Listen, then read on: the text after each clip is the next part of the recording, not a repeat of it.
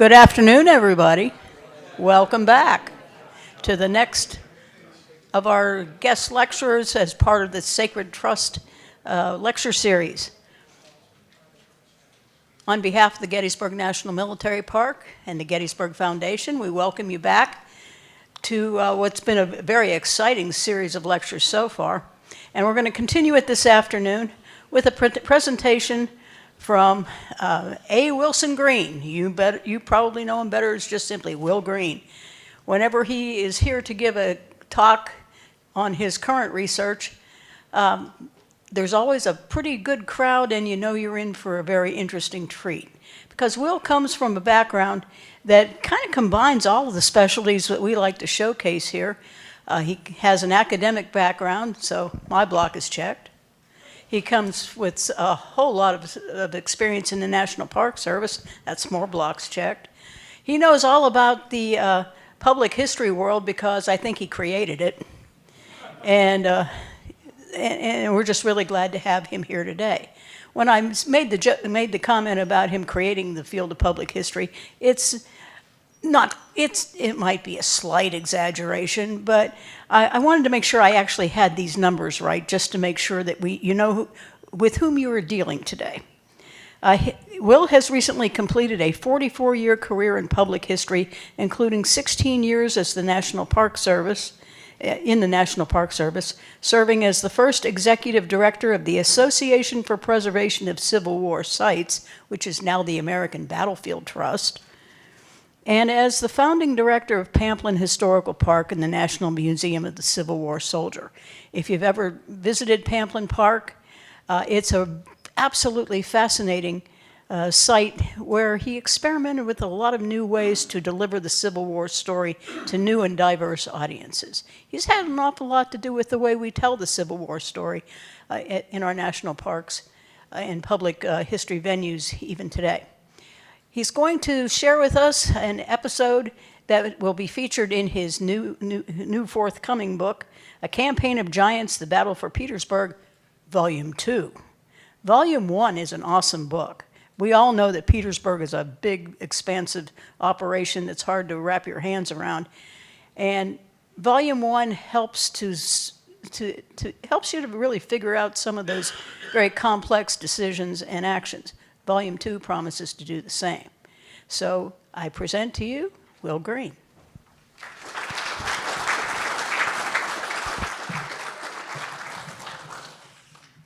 Well, thank you, Carol. I've known Carol a long time. We go back to those days at Mount Alto. Is anybody at the Mount Alto? I see a few. Oh, look at all these people from Mount Alto. And thanks for not sharing some of our other stories together, Carol.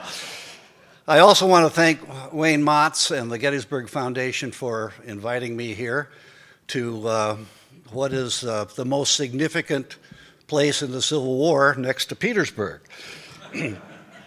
And most of all, I want to thank you all for coming because, sometimes I despair for the future of Civil War history. It's starting to lose a little bit of the luster that we grew up with. And it's always gratifying to see such a nice crowd to come out and to learn about our shared history in the 1860s. So, are you ready to go on a cavalry raid? Cavalry had a long, important role in the Civil War. There were a number of cavalry raids that had an impact on larger operations. Let's see if the historian can work this. Yes. For example, Earl Van Dorn's destruction of Grant's supply depot at Holly Springs, Mississippi, combined with Nathan Bedford Forrest's destruction of the Mobile and Ohio Railroad in 1862, canceled the Vicksburg Campaign for almost 6 months. Speaking of Vicksburg, Benjamin Grierson, his raid through Mississippi in April of 1863 allowed Grant to cross the Mississippi River unimpeded and eventually, of course, to capture Vicksburg. John Hunt Morgan's Christmas raid of 1862 destroyed important portions of the Louisville and Nashville Railroad and delayed William Stark Rosecrans's campaigns in Middle Tennessee for a number of months. Closer to where I live, Joe Wheeler made a raid in the Sequatchie Valley in 1863 that delayed the campaign against Chattanooga and almost put William Stark Rosecrans's army into starvation. Here in the east, of course, the preeminent Confederate raider was our friend Jeb Stuart. His ride around McClellan in June of 1862 informed Robert E. Lee of the vulnerability of George McClellan's right flank and led to the 7 Days battles, which drove the Union Army to the banks of the James River. Stuart executed a deep penetration against John Pope's army in August of 1862.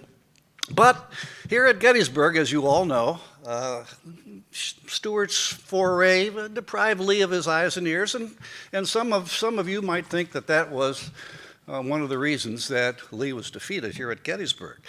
Now, as you know, Stuart was mortally wounded in May of 1864, and his successor as the commander of the Corps of Cavalry in the Army of Northern Virginia was Wade Hampton.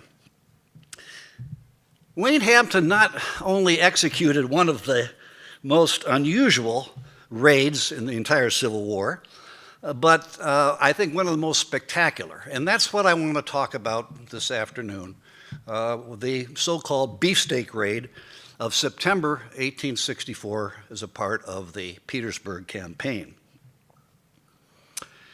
And this brings us to the question of bread and meat. And I tell you, it was at this time a very serious matter. So wrote Private David Cardwell of the Confederate Horse Artillery, describing the Army's state of rations in the late summer of 1864. On August 22nd, General Lee reported that his supply of corn was exhausted. And a few weeks later, Major S. Barrett French, the Confederate Commissary of Subsistence, admitted that the government had less than 15 days of meat to feed Lee's army and the destitute civilian populations of Richmond and Petersburg. This collection of meat, or the collection of meat from all sources during the past 30 days, would not subsist the Army of Northern Virginia for 1 week, wrote French. Such desperate times demanded desperate solutions.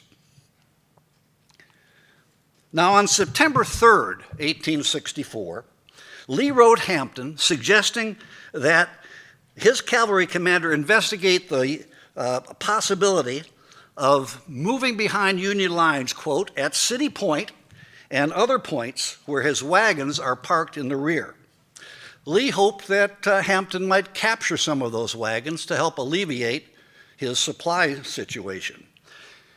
In response, Hampton dispatched the collection of coon hunters and deer stalkers known as the Iron Scouts to execute Lee's orders. These military spies were led by Sergeant George D. Shadburn, a 22-year-old Texan from Brenham, Texas, the second most important thing to ever come out of Brenham. The first was Bluebell ice cream, of course. And he was a member of the Jeff Davis Legion of Cavalry in Pierce Young's brigade. Shadburn and his men spent much of their time exploring enemy dispositions at night, and during the day they would hide in the homes of civilians or in outbuildings. Sometimes they were dressed in civilian garb. Other times they adopted Union uniforms, risking capital punishment should they be captured so attired. Now, after completing his clandestine reconnaissance on September 5th, Shadburn sent Hampton a remarkably detailed report outlining Union rear area positions, troop dispositions, and military assets. Buried in his report was the mention of the existence of 3,000 head of cattle, quote, attended by 120 men and 30 citizens without arms, at a place called Coggins Point, 8 miles down the James River from City Point. Now, Shadburn had no authority to recommend operational decisions, of course, But he did mention, quote, that the greatest danger, I think, would be on Jerusalem Plank Road in returning. He also painstakingly described the road network leading to the herd and the relatively weak federal presence blocking the way. Hampton could not miss Shadburn's implication that those beeves seemed ripe for the taking. Now, this livestock was a part of Grant's supply system that brought cattle by ship to corrals along the James River, ironically, on the farm of Edmund Ruffin, who many of you know as one of the great secessionists and fire eaters in Virginia, where they could fatten on Ruffin's green pastures until slaughtered and delivered to the troops when a new shipment would come down to City Point on the James River. Union cavalry under August Kautz, part of the Army of the James, bore responsibility for the picketing of the Union rear, including responsibility for the cattle's security. Kautz's small division was spread out in a large arc running from Jerusalem Plank Road to the James, and had encountered nothing more sinister than the occasional guerrilla foray, which led them to believe that their assignment was almost devoid of any real danger. Now, Hampton took Shadburn's not-so-subtle suggestion and composed a letter to Lee on September the 8th, proposing a raid targeting the Yankee cattle herd. Lee approved Hampton's idea the very next day, but expressed concern particularly about how Hampton might return, burdened with thousands of head of cattle. He requested a meeting with Hampton to discuss this problem. I have not been able to ascertain whether or not that meeting actually occurred, but in any event, by September the 13th, Hampton had selected the force that he would use on the raid and the routes that they would follow. Now, the raiders would be drawn from the two cavalry divisions that were with the Army of Northern Virginia, because Fitz Lee's division was in the Shenandoah Valley with Jubal Early at this time. The bulk of the forces would be composed of Rooney Lee's division, of 2 brigades under J. Lucius Davis, who had replaced John Chambliss, who was killed the month previously up in, near Richmond, and Rufus Barringer, Virginians and North Carolinians, respectively. Matthew Calbreth Butler's division would contribute Tom Rosser's Laurel Brigade to the raid. And about 100 men from Butler's other 2 brigades, John Donovan's and Pierce Young's, would go along under a lieutenant colonel named Lubbock Miller of the 6th South Carolina.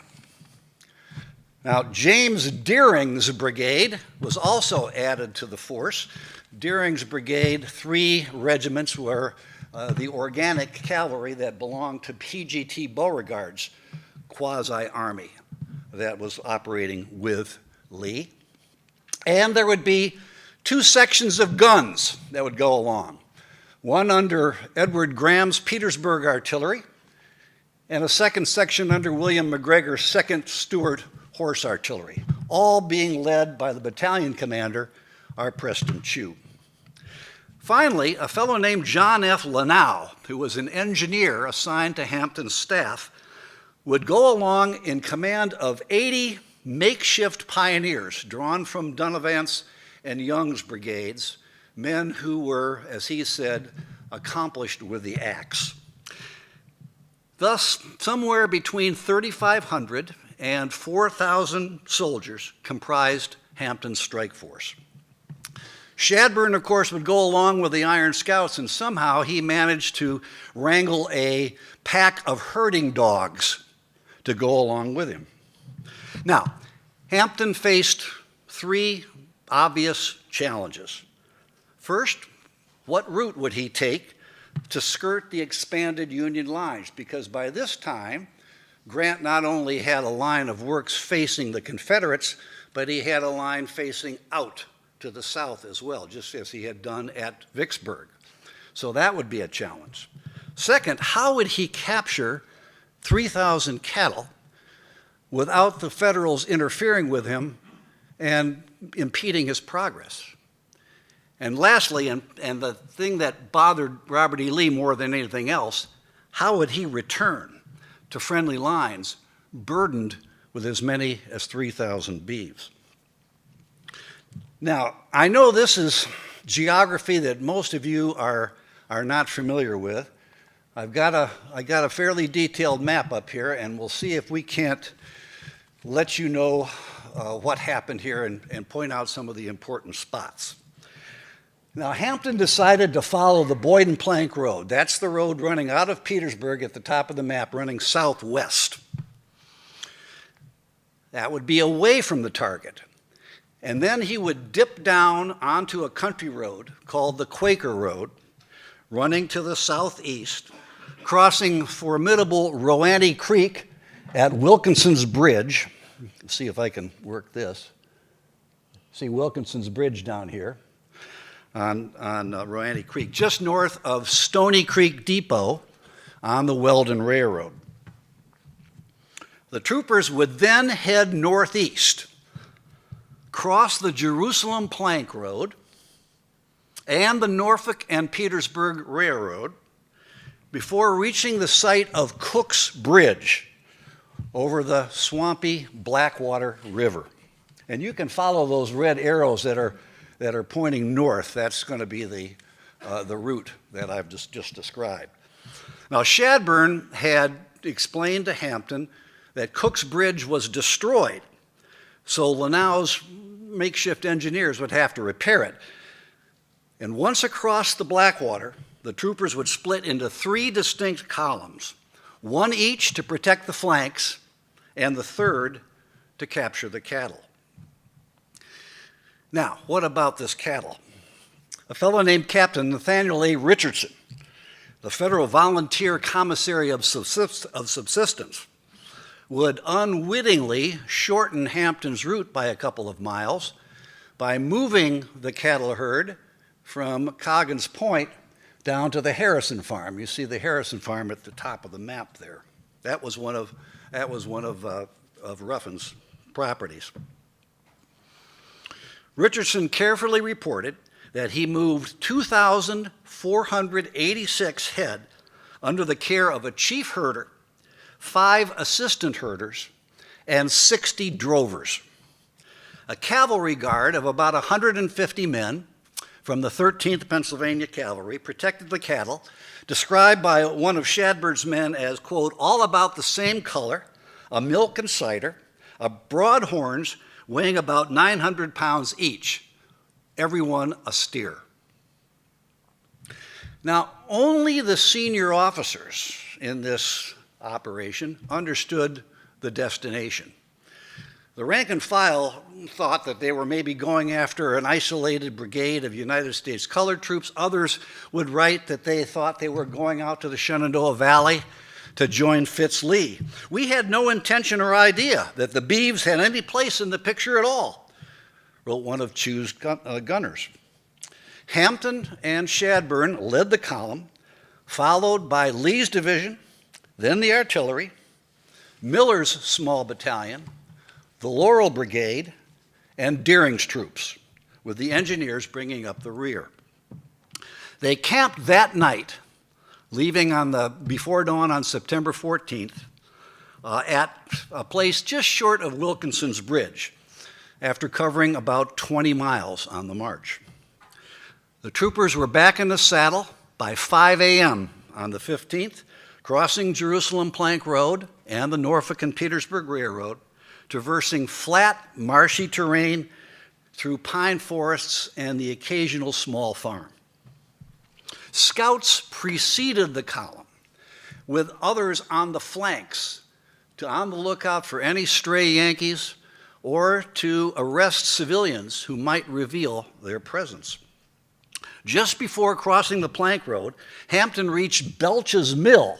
You see Belch's Mill on the map there, on Moore's Swamp, where 47-year-old Benjamin W. Belches joined the cavalcade to supplement the local knowledge that Shadburn had gained.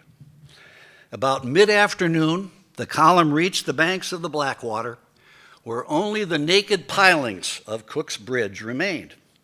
Now, Hampton obviously had specifically chosen this route because the bridge was out of commission, and he thought, therefore, the Yankees would have no reason to guard it. And he was right. Now it was Lanau's turn to go to work, and his engineers cut trees and fashioned planking to provide a new surface for the span. Lanau had selected, as he said, men only accustomed to the use of the axe, and by about dusk on the evening of the 15th, a rude platform, about 100 feet long, stretched across the existing pilings of Cook's Bridge. And it would take until midnight for all of the troopers to cross this makeshift span. Now, the column would split into 3 parts to execute the approach to the cattle pen. There would be no rest for the troopers this night. Rosser and Miller drew the most important assignment. They would target the Union detachment at Sycamore Church. That is number 1 on the map, where the Federal picket line ran closest to the cattle herd.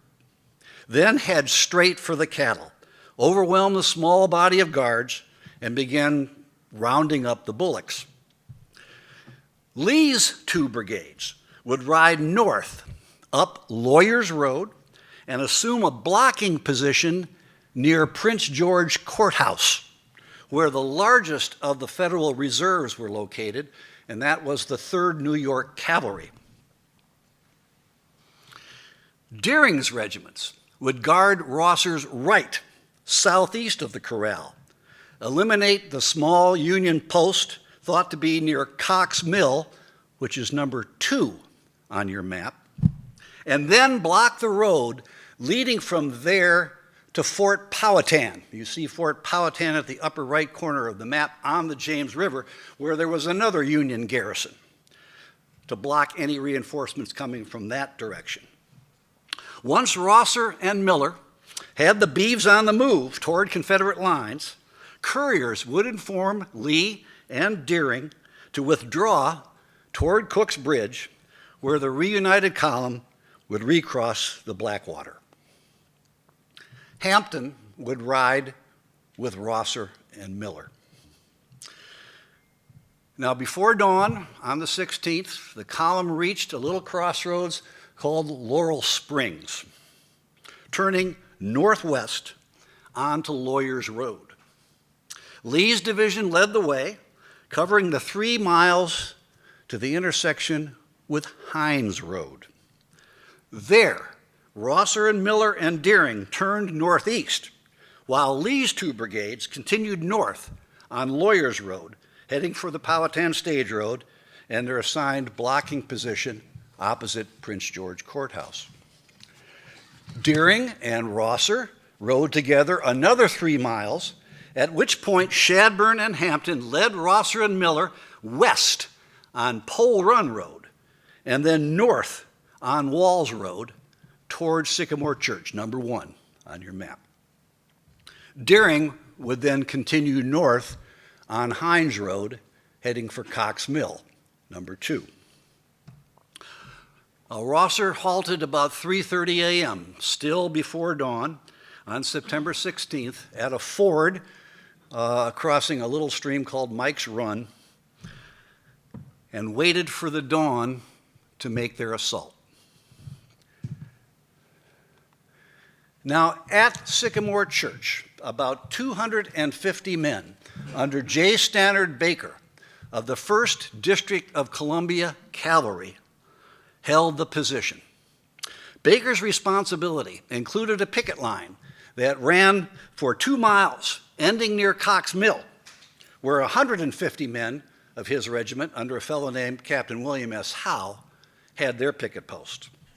A small contingent, about 85 men of the 11th Pennsylvania Cavalry, was encamped behind Sycamore Church, but the largest source of federal reinforcements would be that 3rd New York Cavalry which was at Prince George Courthouse. Now, Baker had obstructed the road leading to Sycamore Church, leaving only a gap wide enough for one horseman to traverse. And Shadburn was anxious to make this assault. He volunteered to lead the attack with his Iron Scouts and 200 men by foot going through a ravine that would outflank the road and get into the camp. But Rosser objected to this. The enemy will be awakened before he can reach them. Shadburn will fail, Rosser told Hampton. Rosser preferred a traditional mounted charge. If you know anything about Tom Rosser and the Laurel Brigade, that's pretty much in character with him. And he promised that I will take them quickly. Hampton approved, much to Shadburn's disappointment, and said, "Let the blood and the mistake, if such it be yours." Now, Rosser selected 2 companies of the 11th Virginia Cavalry, the Bath Squadron from Bath County, Virginia, companies F and G, under a fellow named Lieutenant Andrew Gatewood, to ride quickly in advance of the brigade to eliminate one lone sentry that was out in front of the camps, and the small picket reserve that was behind that lone vidette. Rosser told Gatewood that if the sentry fired at his men, to charge full bore through the picket reserve and into the camp, and the 7th Virginia Cavalry of Rosser's brigade would immediately follow them. As it turned out, that startled vidette fled. Gatewood's men began firing at this lone Yankee, which alerted the picket reserve to their presence. Now, the 1st District of Columbia Cavalry is an interesting unit. They were mostly people from Maine who had never ridden a horse. They were the joke of the cavalry corps when they first joined the Army, but by this time they had done pretty well, and they were the only unit in the Army of the Potomac armed with 16-shot Henry rifles. And those Henry rifles began firing at these shadowy Confederates who had dismounted and were removing the barriers blocking the road. Some casualties occurred in the early dawn, but nevertheless, the Confederates managed to open the roadway, allowing the 12th Virginia Cavalry to ride into the groggy Bluecoats, who attempted to resist this entirely unexpected incursion. 219 of Baker's 250 men surrendered, including the commander, who was captured in dishabille, which many of you who speak French know he was in his underwear. The Confederates lost several dozen casualties. The fight was over in about 30 minutes, and the herd lay 2 miles in advance. Now, at the herd, Captain Henry H. Gregg commanded this small portion of the 13th Pennsylvania Cavalry guarding the herd, and he listened intently to the sound of combat 2 miles away at Sycamore Church. Now, Henry Gregg was David Gregg's brother. David Gregg was the ranking cavalry officer of the Army of the Potomac at this time. Sheridan, of course, was in the Shenandoah Valley at this time. Now, the origin of this combat was revealed to Gregg when a couple of fugitives from the 1st District Cavalry galloped into the camp reporting that the Confederates were on the move. Gregg had barely enough time to organize his troops when Rosser's lead regiment, the 35th Battalion of Virginia Cavalry, known as the Comanches, appeared on the horizon, soon joined by the 11th and 12th Virginia, while Hampton and the 7th Virginia Cavalry continued rounding up prisoners and securing all of the loot in Baker's camp. Rosser ordered a fellow named Private Cary Selden of the 12th Virginia Cavalry to ride forward under a flag of truce on the point of his saber to demand the surrender of the Union force. Rosser didn't want to waste time with combat if they could just get them to surrender. A sergeant of the 13th Pennsylvania Cavalry named Alfred Kenyon rode out to meet Selden, and apparently with very colorful language told Selden to pack sand. He wasn't going to surrender. So White comes back and reports to Rosser what Kenyon had said. And Rosser turns to Lieutenant Colonel Elijah White and says, "Come down on them, White." And the Virginians charged with a yell, and in 5 minutes, the Union resistance crumbled. But Captain Richardson, who was the civilian in charge of the herd, had anticipated just such an emergency. And he had given orders to his drovers to tear down the corral and drive the cattle out, away, if something like this happened. He said the enemy came up shouting and firing with great vehemence, exhibiting their usual barbarity by shooting down the unarmed herders, stabbing them after they lay helpless on the ground, stripping and robbing them. But Rosser said that those fellows yelled like Indians and drove the cattle away. Rosser dispatched the newly arrived 7th Virginia Cavalry to gallop ahead of the herd, but he admitted this was not easily obeyed, for the young steers ran like buffalo, and it was requiring too much of a jaded cavalry to force it into a race like this. Now, fortunately for the rustlers, the steers eventually expended their energy, and with the help of Shadburn's herding dogs, the Confederates gained control. In our brigade, there were quite a number of cowboys, not of the Texas or Western sort, but real Virginia cowboys who knew the habits and dispositions of cattle, explained a member of the 12th Virginia. Captain Gregg was among the number of Pennsylvanians captured, and by 8 a.m., the Purloined Beeves were on their way to Cook's Bridge. Let's go back to the map. Now, the attack on the cattle herd coincided with the advance of both Deering and Lee. Deering rode immediately to Cox Mill, number 2 on your map, on Powell Creek on the Powhatan Stage Road. If you've ever been down in that part of the world, that's Garysville, Virginia today. He rode immediately towards the mill, and west of the highway, there was and still is a fairly significant hill that climbs up from the base of Powell's Creek. And that's where Captain Howe established a position with his 150 guys. Well, Deering directed an attack, a frontal attack against Howe's men, and was repulsed by these 16-shot Henry rifles. But then he launched flank attacks while maintaining a frontal assault at the same time, and this meant that Howe's defense crumbled. Most of Howe's men escaped, heading for their main encampment at Sycamore Church, not understanding that it had already been captured. And when they got there, a number of Rosser's men had taken the Union uniforms they had captured and wore them and got rid of their tattered garments. So when Howe's men rode into Sycamore Church, they thought they were within friendly lines, and all of them were captured. Deering's victory at Cox Mill allowed him to block the road leading from Fort Powhatan. He also cut the telegraph lines so that the folks at Fort Powhatan had no idea. They could not communicate with City Point. They had no idea what was going on. Meanwhile, on Rooney Lee's front, Davis's Virginians led the ride north on Lawyers Road toward Powhatan Stage Road, where they encountered that small camp of 85 men of the 11th Pennsylvania Cavalry. According to Lieutenant George W. Beale of the 9th Virginia Cavalry, these unsuspecting creatures, though warned of our approach, had hardly time to escape, and that without waiting to put on their clothing.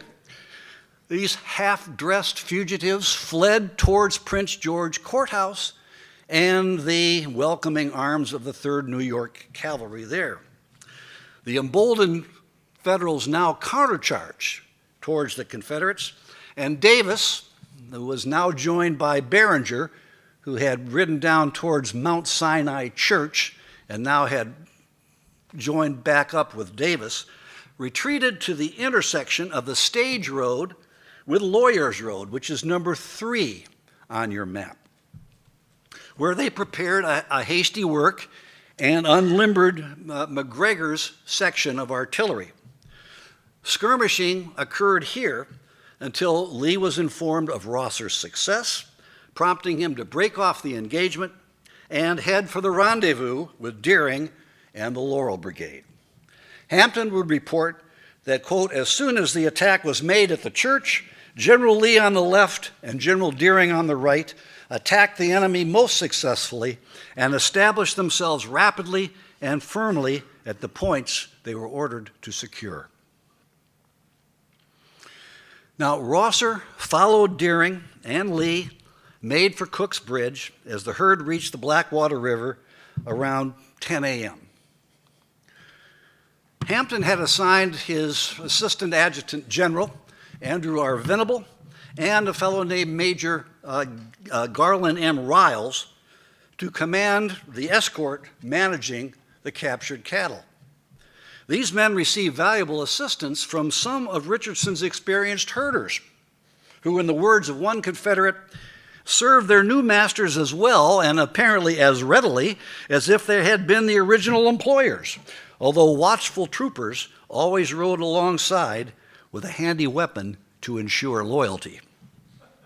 These drovers wisely divided the herd into smaller sections separated by intervals, rendering them easier to control. And when the beeves began crossing Lanau's rudimentary structure or swimming across the Blackwater, Shadburn, Venable, and a member of Hampton's staff identified only as Captain Henry, I've never been able to find who Captain Henry is, they carefully tallied 2,486 head of cattle, exactly the number that Richardson had reported the previous day. Once everyone and everything was across the river, Lanau's workmen dismantled their makeshift bridge under the protective eye of the 2nd North Carolina Cavalry. Back to the map. In order to put extra mileage between the bullocks and the bluecoats, Hampton directed the drovers to lead the cattle south, then west through the crossroad hamlets of Newville and Hawkinsville. Hawkinsville is number 5 on your map, about 2 miles south of the general line of retreat. The herd crossed the Nottoway River at Freeman's Ford. Major Venable halted the herd on the opposite side of the river to give man and beast a much-needed rest. En route, the herd had passed a modest home where a young girl, Margaret Donnan, and you see the Donnan house there between Newville and Hawkinsville, Margaret Donnan watched in amazement as hundreds of cattle bellowed past her home. Spotting the only cow in the herd, as the story goes, Margaret asked the kindly Venable if she could have her. The cow, stated Venable, had been reserved for General William Mahone to provide fresh milk to satisfy his notoriously peculiar palate. But the child's request touched a soft spot in Venable's heart, and he picked a particularly exhausted steer and presented it to Margaret as a gift. I share that story with the caveat that it is probably apocryphal, but it appears in many of the accounts. With Cook's Bridge destroyed, Hampton recognized that the most likely avenue of federal pursuit would be down the Jerusalem Plank Road, so he sent the Laurel Brigade to protect that route. Rosser ordered the Comanches to ride ahead to secure a position there until the rest of the brigade could join him. Now, what about the Union reaction to all of this? Couts first notified the cavalry headquarters at 6 a.m. of a slight action between Mount Sinai Church and Powhatan Stage Road, part of Lee's mission guarding Rosser's left flank, of course, deeming it a mere retaliation for a previous cavalry skirmish. An hour later, he reported that the Confederate presence on the stage road made him fearful for the safety of his detachment at Sycamore Church. Not until 7:30 did Couts learn of the capture of the 1st District Cavalry, and lamenting that I have no force to resist a serious attack. An hour later, 30 minutes after the cattle were plodding toward Cook's Bridge, Kautz finally learned of the extent of the rebel raid. Now, to his credit, he organized a pursuit with his two available regiments, the 3rd New York and the 11th Pennsylvania, not yet understanding the strength or the whereabouts of the Confederates. Kautz led his troopers, 500 to 700 strong, to Sycamore Church, where a fragment of the 1st District Cavalry appeared and, joined by a section of artillery, set off in pursuit of Hampton about 12:30 p.m. Kautz reached Cook's Bridge shortly after its destruction, while the North Carolinians on the far bank taunted the Bluecoats by bellowing like cattle and facetiously inviting the Yankees to come across the river and regain the herd. It took hours for Kautz to repair Cook's Bridge and resume the chase. About 10 p.m., Kautz caught up with Hampton's rear guard at Hawkinsville, that's number 5 on your map, and engaged in a nighttime exchange of fire. But deciding that the numbers were not in his favor, he disengaged and rested his jaded troopers who had covered 30 miles in their fruitless pursuit. Now, George Meade, who was in charge of all the Army at this time, Grant was up at Harper's Ferry, Charlestown, meeting with Phil Sheridan, as you might recall, prior to the attack there at 3rd Winchester. So Meade was in charge of the Union Army, and he got sketchy reports about 7:40 of what was going on with his cattle. He immediately instructed his temporary cavalry commander, Henry Davies — David Gregg was absent at this time — in charge of the Army of the Potomac's cavalry, in the temporary absence of Gregg, to, quote, get together all your available force and attack the parties and endeavor to recover the cattle. It would take time. Davies' 2 brigades were spread out like all the Union cavalry was at that time, but he eventually gathered about 2,100 men of his 2 brigades, along with some artillery, and began moving south down Jerusalem Plank Road. Back to our map. By 2 p.m., the Federals managed to engage that advance party of the Comanches on Jerusalem Plank Road and gradually force those Virginians back toward the position that White had selected to make his permanent defense. White had chosen well. His men were on a slight ridge that was protected by Belch's Mill on the left and swampy terrain, difficult of passage on the right, preceded by a small stream that was crossed only by one rickety corduroy bridge.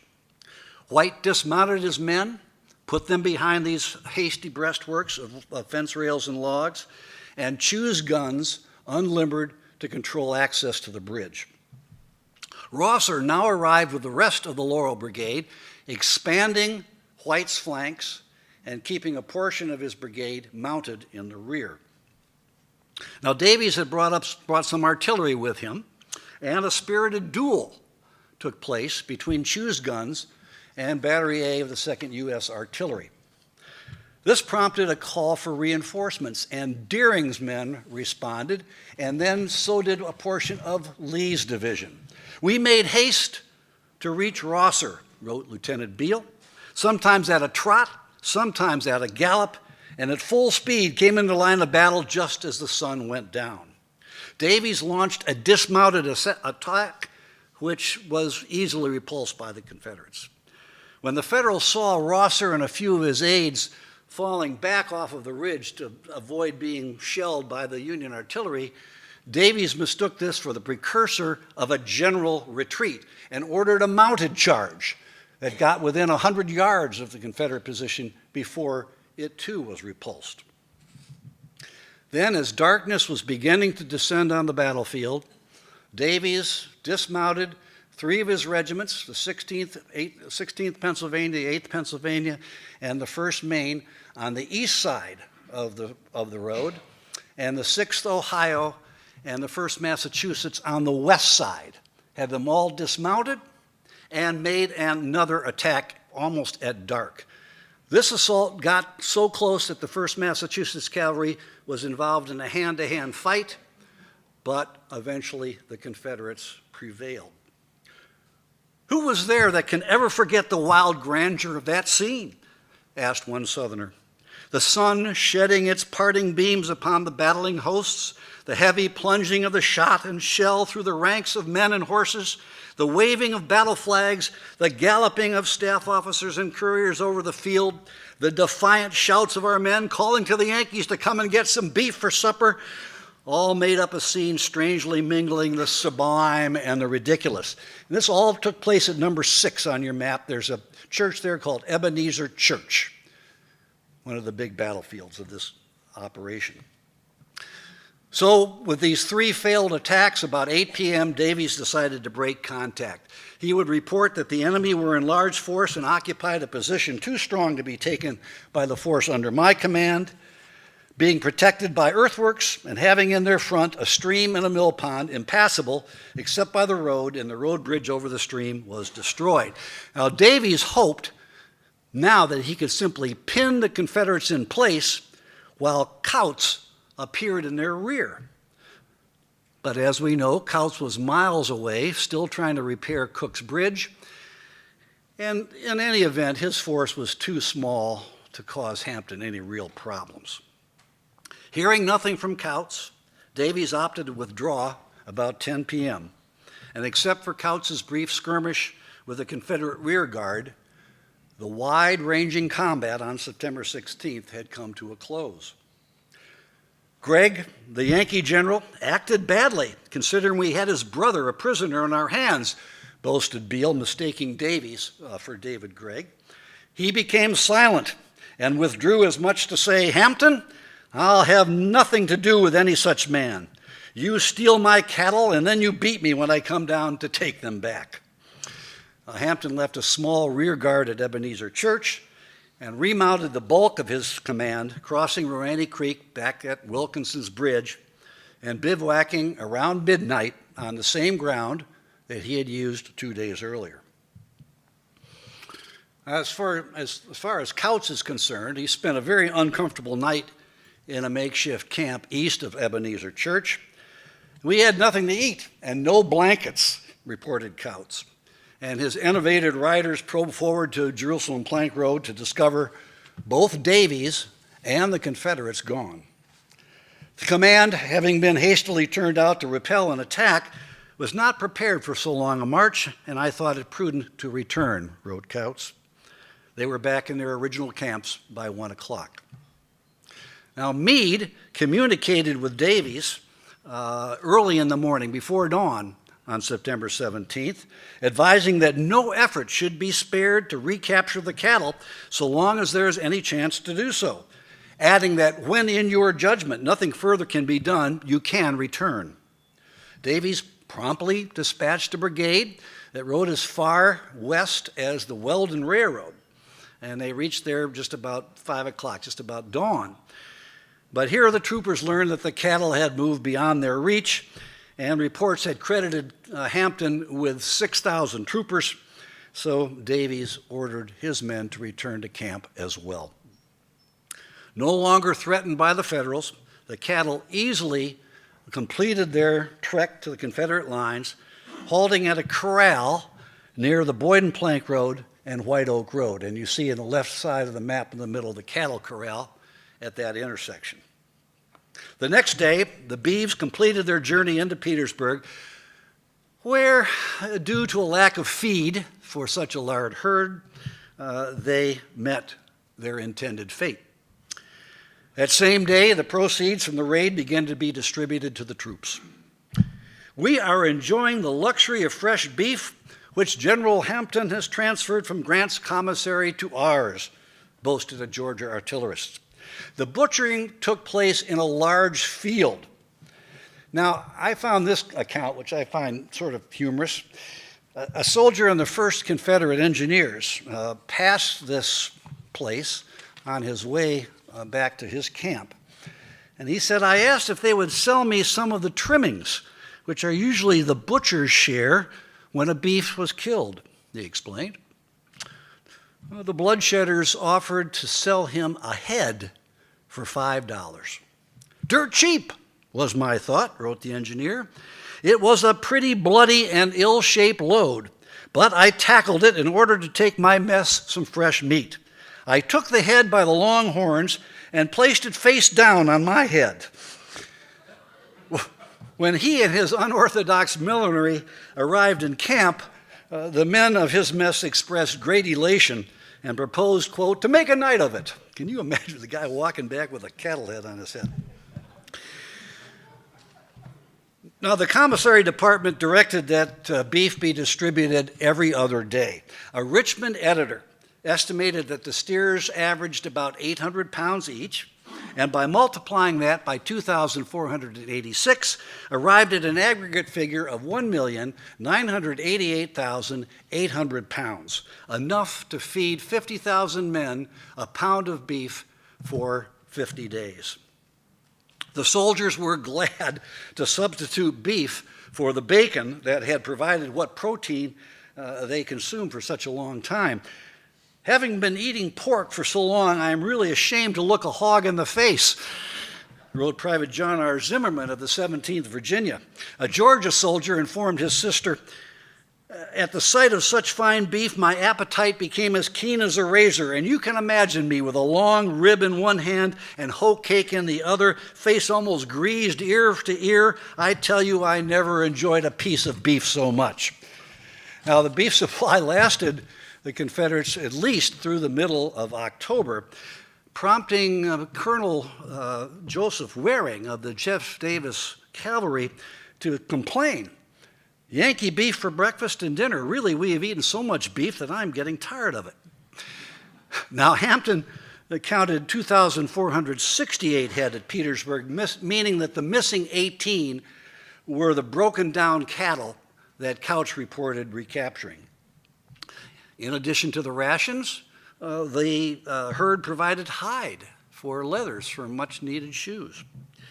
304 Union prisoners added to the bounty of the raid, all at a cost to Hampton of 10 killed, 47 wounded, and 4 missing.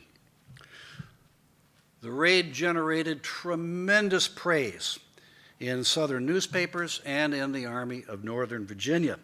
General Lee sent Hampton his, quote, high appreciation of the skill and boldness you displayed and my gratification at your handsome and valuable success. He requested that Hampton convey to the officers and men of your command my thanks for the courage and energy with which they have executed your orders, by which they have added yet another to the list of important services rendered by the cavalry during the present campaign. Now, as you might imagine, the response in Union circles was quite different. Ben Butler placed the value of the lost beeves at $2 million and called the affair an enormous blunder. Grant's new military secretary, Eli S. Parker, thought that the raid had a very bad look against us and cannot be easily explained. Now, I found a letter from a Union captain who tried to explain it in a rather unlikely scenario in a letter to his mother. He said the officer in charge of the cattle was playing the piano at the home of a fair secessious damsel when the cattle were taken and escaped. But Lieutenant Colonel Michael R. Morgan, the chief commissary of subsistence, recalled that when Grant returned to City Point and learned the particulars of the raid, it was one of the 3 times when I saw from his face that he was troubled, that things had not gone well in this connection. But, added Morgan, he got over it and would say facetiously in this connection, I have the best commissary of any in these armies. He not only feeds my troops, but he feeds the enemy as well. Of course, the raid meant that the Federals went for some time without a beef ration, which a Maine soldier lamented. We don't relish this, he said, for we have yet to see the time when we had too much beef. But not all the Yankees felt that way. Private Charles Biddlecombe of the 147th New York opined that, quote, we shall be short our beef ration, and that would be terrible, very.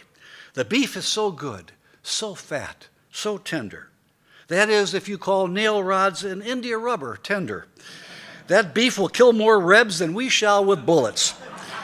If it don't, their stomachs are capable of digesting pig lead and tin scraps.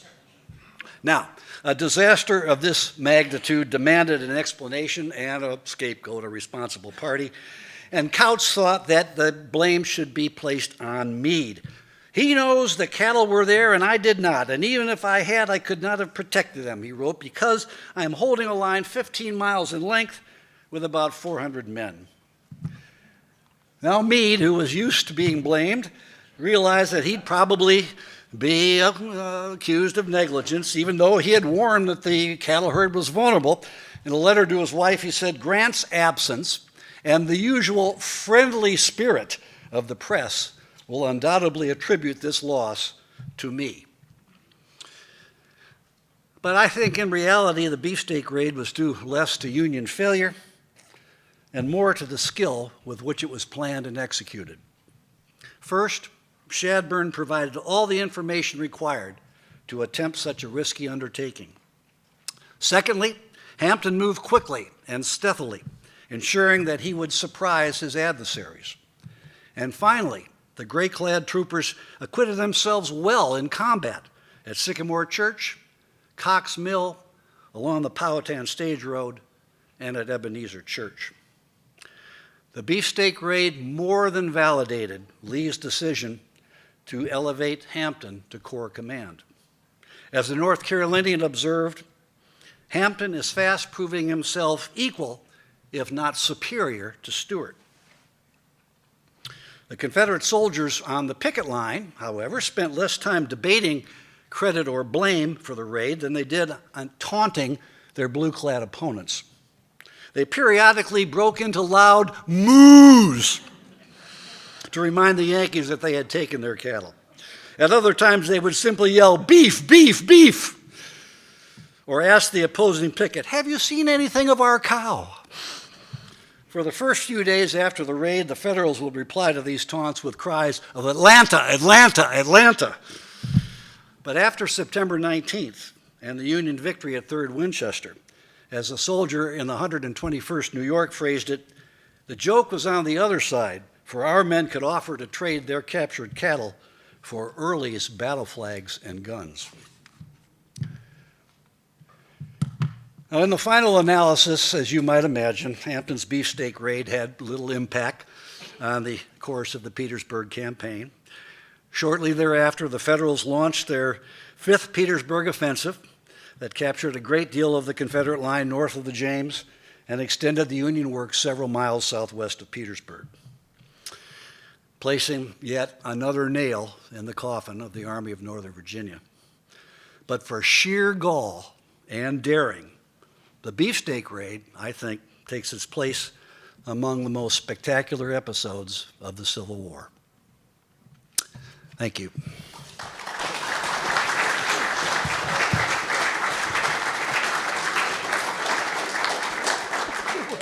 Thank you, Will. That was entertaining. For those of us who have ever dabbled in the raising of cattle, and I have, that was funny. But it was also very educational, and as we continue to make sure that you receive the best possible, I can't get over that. I really can't. The Gettysburg Foundation will continue to provide you with excellent programming with unexpected twists coming at you at all times. In order to make sure that we remain on schedule, what we want to do here is to encourage you to head out to the lobby because Will's going to sign some books, ask you some questions, answer some of the questions that you have, give you all a break, and then come back here at 3 p.m. for Scott Hartwig and his comments on Antietam. Thank you.